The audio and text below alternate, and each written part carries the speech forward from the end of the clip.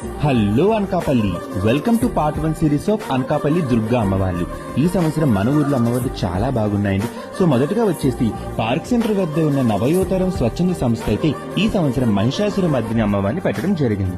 ఆ తర్వాత వెలుపులి వీధిలో గణదుర్గా ఫ్రెండ్స్ చెట్టు కింద కుర్రోలు అయితే ఈ సంవత్సరం అమ్మవారు నడుస్తున్నట్టుగా పెట్టడం జరిగింది. ఆ తర్వాత పీవీజీఆర్ ఇంటి వద్ద ఉన్న బాలగణపతి యువజన సంఘం అయితే తమిళనాడులో ఉన్న గ్రామ దేవత అమ్మవారిని పెట్టడం అయితే జరిగింది. ఆ తర్వాత శివశక్తి ఫ్రెండ్స్ అయితే ఈ సంవత్సరం కాళికామాత అమ్మవారిని పెట్టడం జరిగింది.